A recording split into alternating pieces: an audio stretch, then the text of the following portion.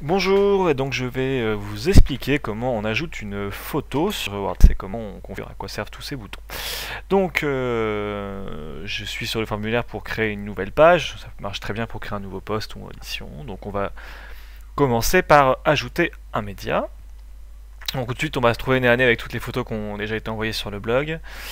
Donc là je suis sur le blog de Laure Felipon, laure-illustration.com. Et donc nous on va commencer par envoyer un nouveau, comme si on n'avait jamais fait. Donc là on va pouvoir cliquer sur sélection des fichiers et choisir sur son ordi un fichier. On peut aussi faire du drag and drop, c'est-à-dire prendre une photo sur votre ordinateur, maintenir votre souris appuyée, le glisser vers votre écran, ce qui va donner ça, et quand vous relâchez, vous l'envoyez. Donc là j'ai envoyé la photo de mon chat. La photo est chargée. On va pouvoir ici ensuite choisir comment on l'insère dans notre page. Pour ça, on a tout un formulaire. Je vais l'expliquer, mais par petits bouts. On va commencer par le texte alternatif, qui est un peu le plus important dans ce formulaire. Donc le texte alternatif, c'est quoi? C'est ce que va être utilisé par les logiciels des malvoyants pour remplacer l'image, donc pour leur décrire l'image. Donc le but, donc en fait, c'est de décrire rapidement ce qu'il y a sur l'image, en tout cas de donner les points qui sont importants par rapport à votre texte, pourquoi vous avez illustré votre texte avec cette image. Donc là, chat avec écharpe, voilà par exemple. On peut aussi mettre une légende qui permet d'afficher une petite légende sous l'image. Je vais le mettre pour exemple ici, mais attention, pour faire le test.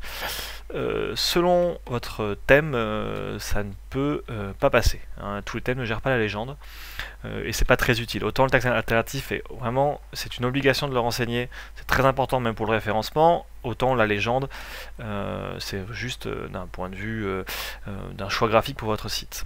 Le titre et la description servent uniquement si on veut que quand le visiteur clique sur l'image, on l'envoie vers une page spécifique pour cette image où il y aura un titre, une description, la légende.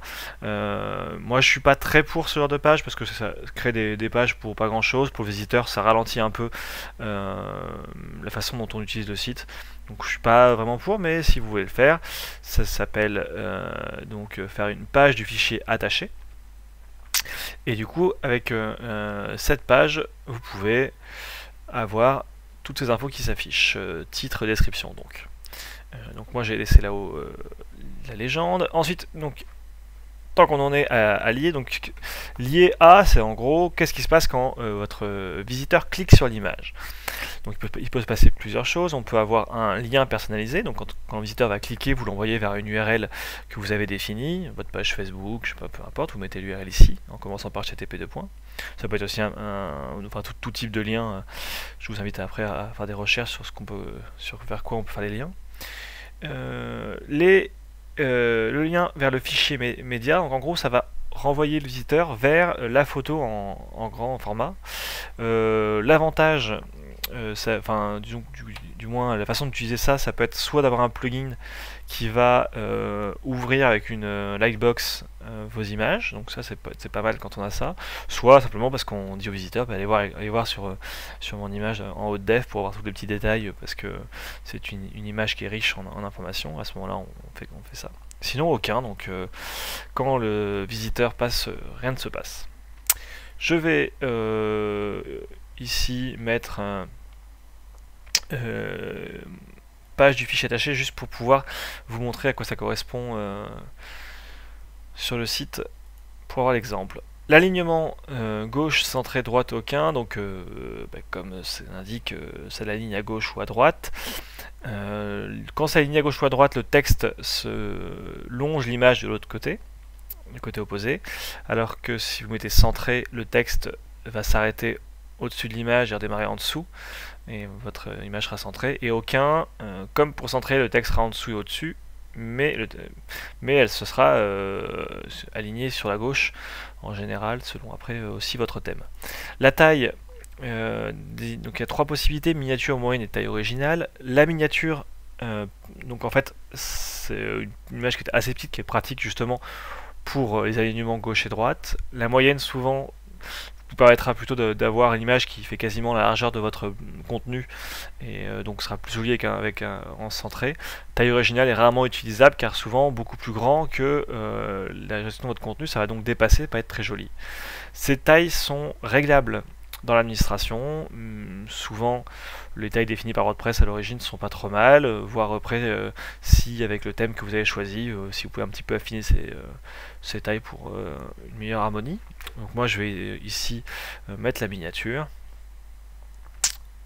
je vais insérer, donc voilà, donc là j'avais mis la légende, donc on voit mon image avec un petit fond gris et le texte. Voilà, si je clique dessus, je peux modifier, donc avec cette petite icône là, et on va avoir du coup un nouveau formulaire. Là, en fait, ce qu'on va pouvoir avoir, c'est choisir son image, donc on voit justement ce que je vous expliquais tout à l'heure, aucun, gauche, droite, centré. On retrouve le titre, la légende et le texte alternatif et le lien, sauf qu'on a un peu moins de possibilités, c'est plus une liste déroulante, mais en gros, soit vous rentrez le lien que vous souhaitez, soit en mettant lié à l'image, il va vous mettre l'URL de l'image de définition. Ensuite, donc vous pouvez mettre à jour. En haut, vous avez la taille. Alors la taille, c'est à utiliser avec parcimonie. Parce qu'en fait, si vous mettez 60%, certes, votre image est plus petite, mais l'image envoyée aux visiteurs est celle de la taille de 100%. Ce qui veut dire que vous envoyez une image plus grande que celle qui vraiment affiche l'affichage. Donc ça chargera un peu lentement par rapport à la qualité qui s'affiche. Donc vraiment, faut se méfier. L'onglet avancé là-haut permet de faire des petits réglages sur l'image. Donc définir une taille avec précision, changer les classes CSS. On rentre dans des choses un peu plus précises. Donc les classes CSS, c'est au niveau de l'apparence de votre site, des choses qui sont prédéfinies. Par WordPress, ça rentre ça, mais après vous pouvez en rentrer si votre thème prévoit des choses. Le style, c'est carrément mettre du CSS directement. Voilà, des petites propriétés qu'on peut mettre sur une image, donc créer une bordure, des espacements. Voilà, et on retrouve après donc notre titre, encore que c'est style CSS. Ça c'est pour tout ça, ce sont les options pour le lien. Donc c'est à dire que là c'est pour l'image et ici c'est pour le lien. Donc pareil, rebelote, on retrouve les classes CSS, les styles, l'attribut rel. Voilà, si on veut ouvrir dans une nouvelle fenêtre. Une fois qu'on a fini, on fait mise à jour. Si on veut supprimer, il suffit de cliquer sur l'image et d'appuyer sur supprimer ou sur cette petite icône. Voilà. On peut rajouter l'image en cliquant sur média et là, hop, on va avoir la dernière photo. On peut en prendre une autre avec les infos qui sont déjà pré-remplies. Et on peut insérer si on s'est gouré un peu dans la taille, qu'on voulait une taille un peu plus grande. Et voilà, donc pour finir, je vais vous montrer en aperçu ce que donne cette page de relation. Donc on va aller sur le site, le petit blog de l'Orphelipon, donc où j'ai mis juste l'image. Et donc quand je vais cliquer, je vais aller sur cette fameuse page, donc qui ici n'est pas très présenté parce qu'on n'a pas le thème qu'on a créé ne gère pas très bien, mais en tout cas en fait là-haut nous avons le titre qu'on avait rentré. De nouveau la légende et la description. Voilà. On sait pas, du coup ça crée une nouvelle page juste pour ça. Moi je trouve que c'est pas très utile, mais je vais quand même le montrer pour que vous puissiez. Mais n'hésitez pas à faire des tests de toute façon et d'essayer avec l'aperçu pour se rendre compte un petit peu de comment ça marche. Vous pouvez après déplacer l'image hein, si vous avez déjà un texte.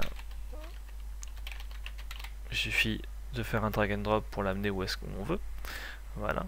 Donc là, vu que c'est un élément à gauche, le texte est sur le côté. Voilà, bah c'était donc comment gérer les images. Je vais refaire aussi un petit module comme ça pour expliquer tous les boutons que l'on voit ici, à quoi ils servent et comment optimiser tout ça avec le référencement.